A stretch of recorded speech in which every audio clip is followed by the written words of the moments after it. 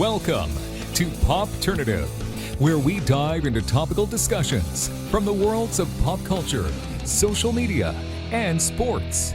Here is your host, Peter Remoliotis, aka PD Beats. Hello and welcome to the Popternative podcast. This is the podcast where we have digital dialogues in the worlds of social media, sports, and pop culture.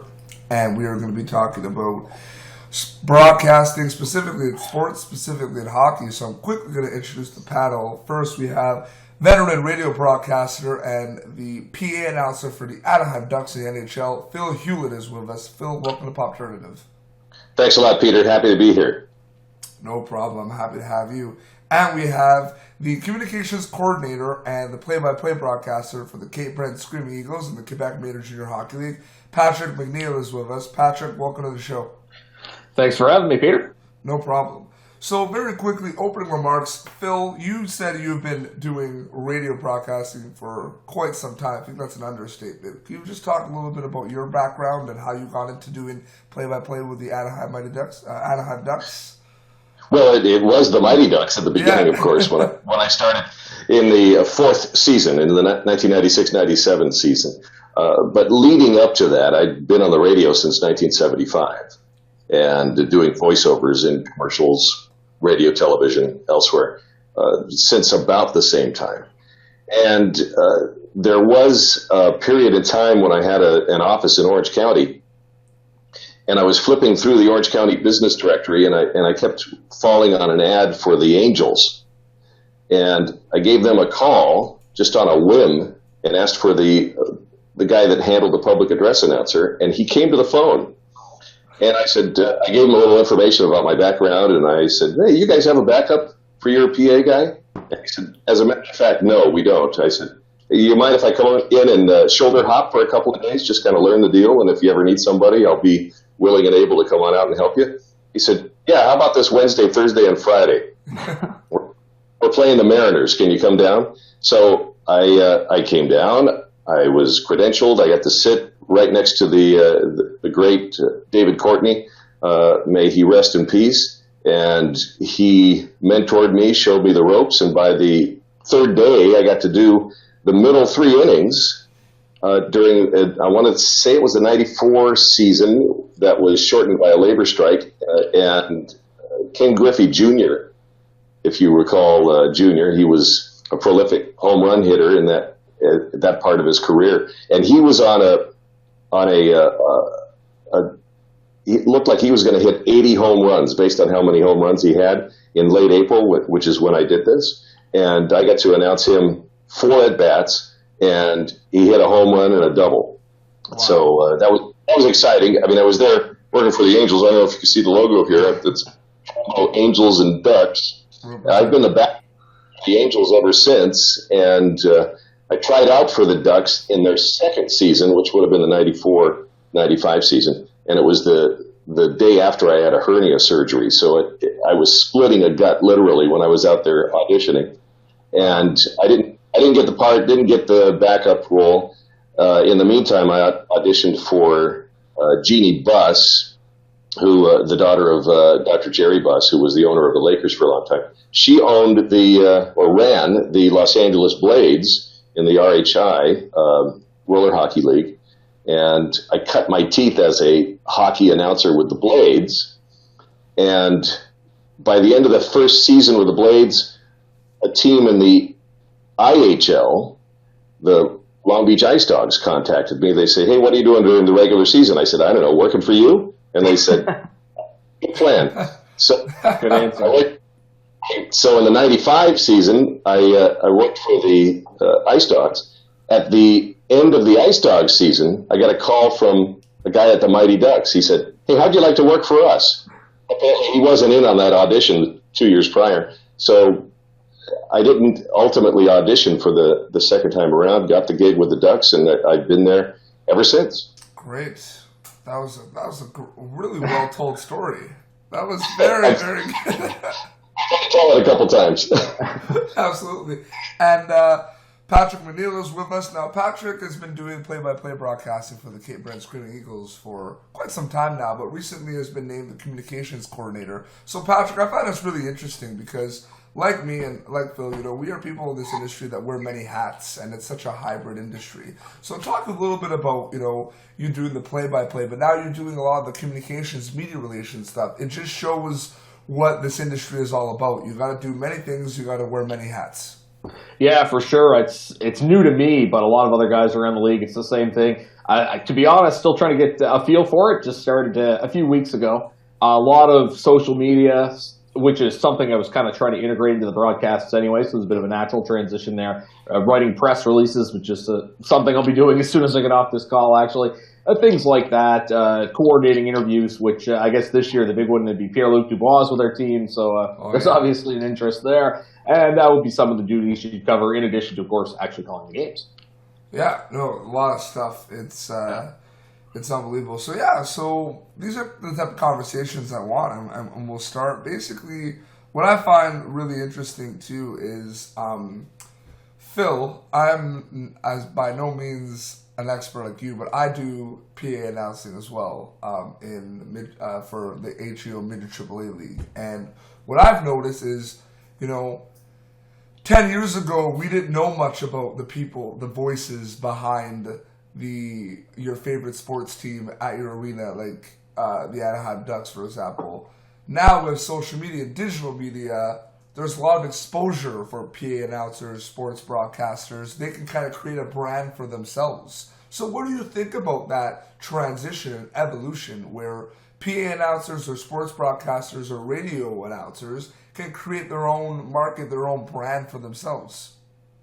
Right. It's a very important shift in the way that people market themselves. I mean, just, 10, 15 years ago, without social media, you'd have to hire a PR firm, for a couple $1,000s or more a month just to get your name out there. And that wasn't attainable for the average person. So today, anybody from their living room can market themselves for free. In essence, you could spend some money on it, but it's a wonderful thing. The other thing that's happened parallel to the growth of social media is the growth of the role of the public address announcer in the NHL. When I got in, I was a bit of a trailblazer because at the time, the old guard in the NHL still expected the public address announcer to be neutral and in announcing the goals and the penalties and all of that and sound the same on either side. When I came in, I brought that minor league ethic with me because that's what the Mighty Ducks wanted. What I was doing with the Ice Dogs was going nuts for the local team. I pulled that back a little bit, but not too much because the Mighty Ducks wanted it. And so, I added some flair and some verve to the goal call and introducing the team and all of that. And it more or less went crazy in a time when everybody was announcing this way. Goal scored by the Ottawa Senators, his 5th of the season, 12th point of the year, number, that kind of thing. And that's the home announcement. And I'm saying, Anaheim Ducks goal! I got a lot of heat from some of they'd look at me like, who is this guy? Let's get him out of here. Even some of the managers with the Ducks at the time wanted me to dial it back. In fact, when we went to the playoffs against the Devils in the 03 season, the first game of the Stanley Cup final, my boss came up to me and he said, hey, can you not do your signature goal call? And I said, well, I'll do whatever you say. You're the boss, but come on, guys. This is the playoffs. You got to bring what brought you, Isn't that what the players do? And he said, yeah, you got a point there. And by the time we got to the introduction of the player starters and the roster and all of that, he said, you know what? Do what you're going to do, but instead of an 11, dial it back to a 9. And so with social media, I turned my goal call into a hashtag, and if the Ducks score 4 or 5 goals in a game, all of the Ducks fans, they use my hashtag every time the Ducks score, and when you look at the analytics on that, the hashtag reaches 4 or 5 million people on a good night. And And if they look into it and click on it and find out, and in my profile, you could see that I'm the guy that invented that hashtag. And it all comes back to me, and then the people who follow me goes through the roof. And again, back to answering your question, it's so much easier and exciting to market yourself using social media. And Pat, I've followed you for a while too, and your social media presence, even before you were the communications coordinator, was very Cape Breton Screaming Eagles centric. You were doing the play-by-play for them, so you were like, so for example, there's you and there's Chris Abbott that does stuff at the East Link, and he has the teams that he'll call from time to time, but he's a bit different to you because you're just doing Screaming Eagles. He'll do other teams from time to time, right? So how important is it for you personally to have that only Screaming Eagles brand rather than, maybe talking about the QMJ show? Because you do, but you've established your personal account as a Screaming Eagles account, which I find very interesting. Yeah, no, for sure. I think it helps keep a basic focus. I mean, and two, obviously, for example, actually, I was doing a game of the weekend on Saturday, Baie-Comeau, and actually was handed a press release in the booth while I was there that Baie-Comeau had just signed a new player. So I put that out on Twitter, obviously, and it's a bit different in Quebec, too. This is kind of straying away from your question, where a lot of the teams are French. So if you're an English guy, you post something about one of the Quebec teams that no of the other English media is covering, you're kind of the first on the story. Mm-hmm. But yeah, going back to what you said, for sure, it helps to have a focus specifically on one team. For me, it's a lot of advertising what's coming up on the broadcast, a lot of symmetry between myself and the official account, more so since taking over the communication coordinator job, because obviously I have a hand in that as well. Yeah. Advertising the interviews that are going to be coming up on the broadcast, which is something I'd like to get more ahead on, but you have to make sure that they're in place and ready to go too. So yeah, I definitely think, I think before I even started working for the team, I kind of looked at Twitter as an outlet of, you have kind of your Twitter personality as opposed to your, what you post on Facebook. Your Twitter tends to be more specific to a few topics that you would interact with other people on. So if you were to go on my Twitter, even pre me doing the job, but more so now, it'd be a lot of discussion about the Screaming Eagles and to a lesser extent other sports, with a fair amount of other QMJHL stuff. Yeah, absolutely. And I wasn't saying that it was a bad thing. I was just saying that depending on who it is, and I know, my friend Nolan Reed does the Q News stuff, but it's solely Charlottetown Islanders at times. So it depends. But, what you just brought up, I think, would be pretty good questions that I think Phil could maybe answer and give his perspective. So the one thing, Phil, that Patrick and I are used to is, in junior hockey, it's a completely different, not only on the ice, but off the ice, it's a completely different game than professional. For example, there's fewer people doing things, so communications, like Pat, you're probably one of the only guys doing communications right now, right, for the Screaming Eagles. Yeah, you work with a couple of people in the office, but I think there's not a junior team you talk to that doesn't wish they had more people on staff, basically. And that's not a knock against us, that's the whole league. Absolutely, but I'm wondering, Phil, in your past experience, if you have seen that in our industry, like our sports broadcast industry, where you always have to wear many hats. Like, even though you're a radio broadcaster, maybe you're doing some writing. If you're a PA announcer, maybe you're doing some off-ice officiating. I'm wondering if you kind of understand or saw that perspective, that as soon as you signed up to be in that industry, it's a hybrid industry, and you get your feet wet in many different fields rather than what you're hired to do. Well, I will tell you, at the NHL level, there's a guy, in some cases, 3 guys to do one job, except for the PA announcer. There's only one of them, of course. But as far as wearing multiple hats, not so much with the NHL. With the Ice Dogs, I sold tickets. I sold group tickets. I wasn't asked to, but I wanted to, because I felt like I could help the team, and I went out and I was pretty good at it. With the roller hockey team, with the Blades, no, just the PA announcer. They had a great deal of money to spend on that team. I think they print money over there at the organizations that are now at Staples Center. Back then it was at the Fabulous Forum. But you've seen a lot of things. You mentioned broadcasting. The only thing I can think of is that as bigger companies take over lots of smaller companies, they tend to let go people, and the people that are left behind have to absorb the jobs of the other guys without getting more pay. That's generally the way it goes.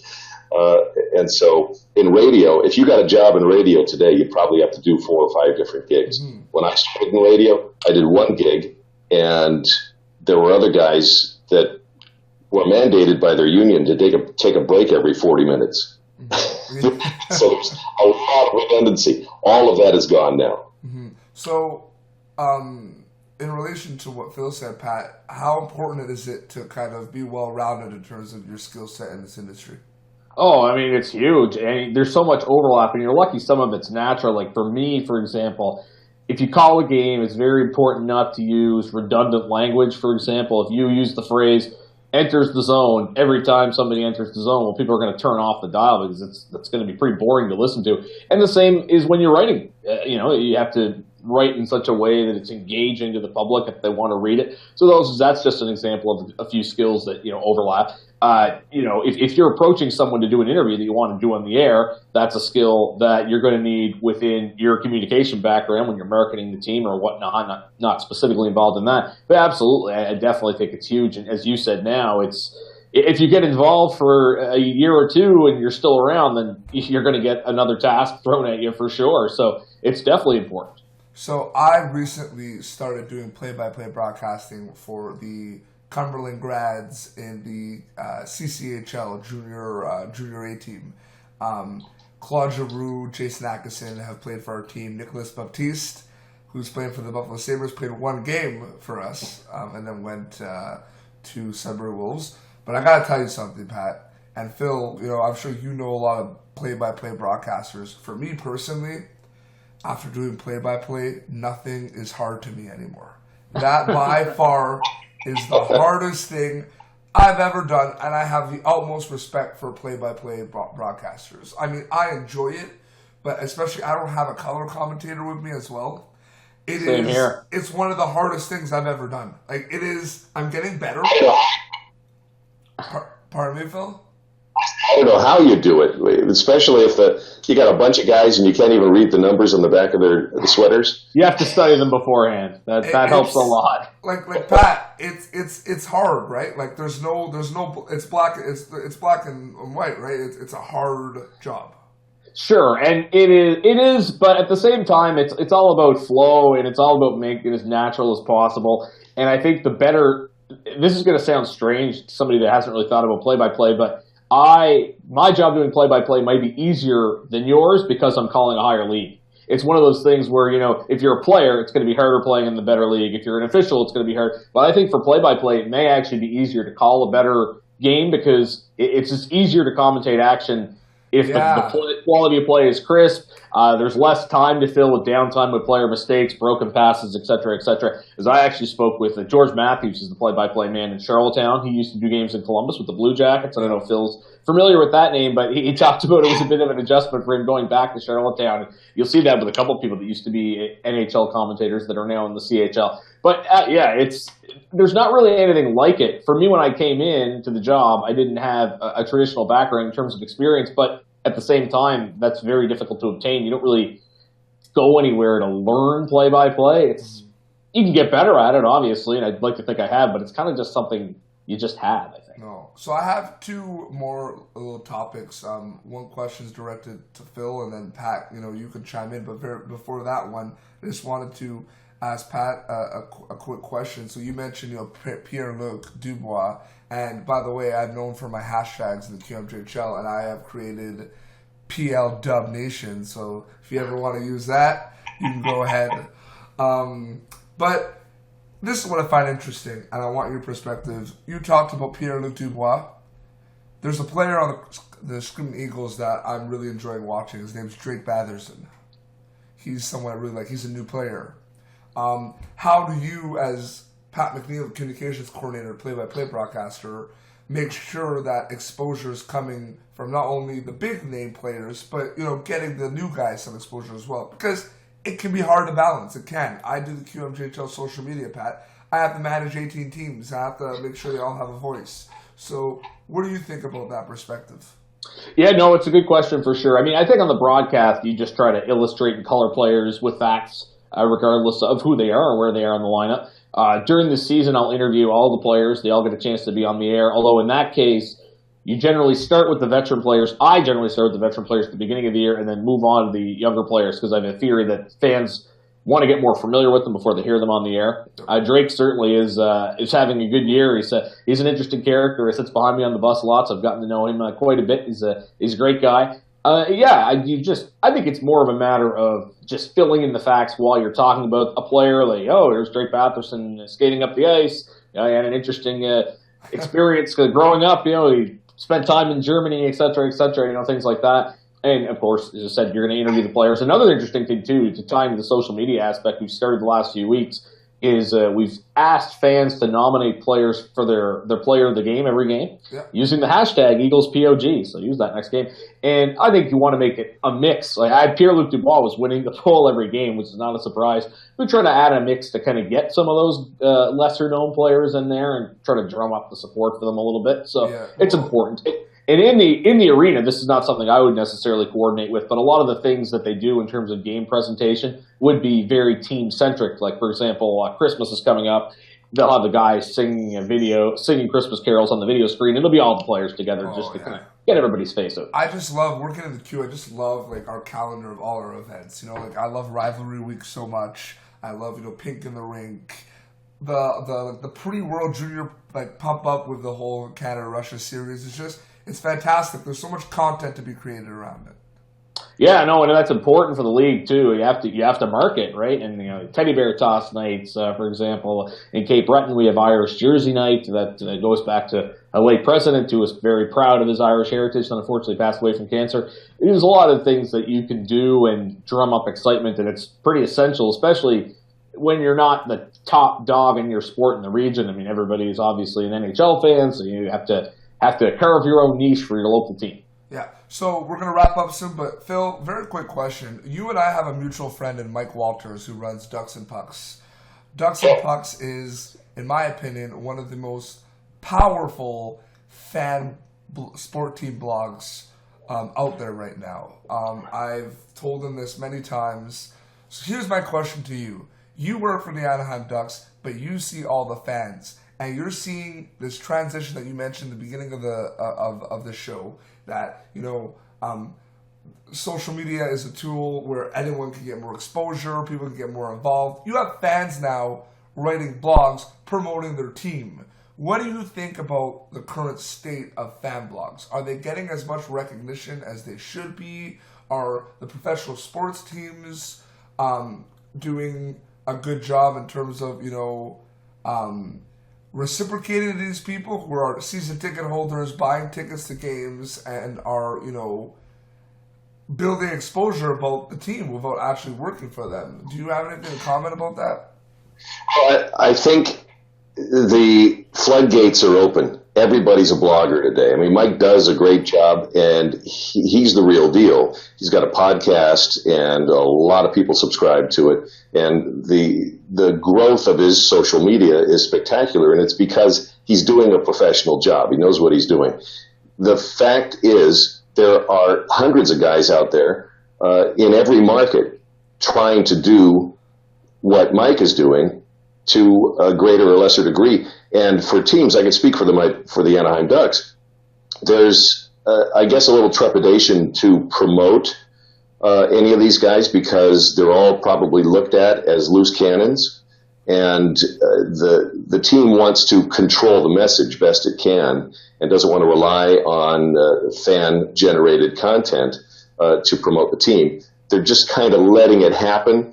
And I think from team to team, the Kings, for instance, embrace a couple of the blogs that are out there and actually help them out. But they've hand-picked the ones that are good, and they nurture them.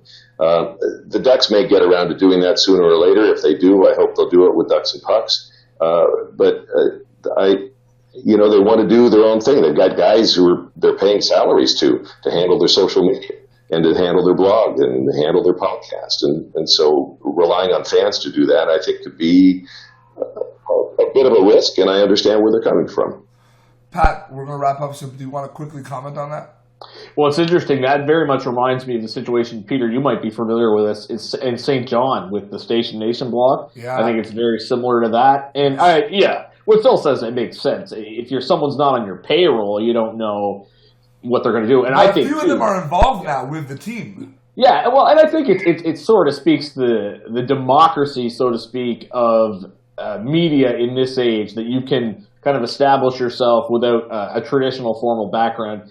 And I think, as again to what Phil said, you can look at this person that has a blog and like, okay, that's good. We can just kind of take them and tweak them, and that's how I see it from the team point of view. From a fan point of view, I think it's great because even if those people are a little bit rogue, that's obviously any avenue you have like that to keep teams accountable and give a fan's voice is great too. So from the team's point of view, you can certainly take these people and you try to incorporate them into the inside if you can. And from a fan point of view, it's important to get your opinions out there. So I think it's great for everybody. Great. Well, I think we're going to wrap up. Phil, thank you so much for coming on the show. I'm a really big fan of your work. I'm a really big fan of Anaheim Ducks goal, and I'm so happy you did that in the beginning of the show because I was actually going to ask you if you could do that. And we still have to do the goal off one day. Oh, yeah, that'd be great. Perhaps you could do that on my show. Maybe we'll do that on Phil Hulett and Friends. Great, that'd be great. And Patrick, I appreciate you coming on. I really enjoyed the discussions we had, and I think you do a great job with the Screaming Eagles, man. You really do. I mean, I know you're just starting with the communication stuff, but you already see that you're working hard, so that's something definitely you should be proud of. Appreciate it, Peter, and thanks for the invitation to come on. It's fun. No problem, guys. Well, this has been Popternative. Thank you, Phil. Thank you, Pat. You can catch previous episodes of Popternative on our YouTube page, and we also put full-length episodes on our Facebook page. Thank you all. We hope you will enjoy watching this episode. Enjoy the rest of your day. Thank you for tuning in to Popternative. Make sure to check out our past episodes of Popternative on YouTube. Be sure to like Popternative on Facebook and follow us on Twitter.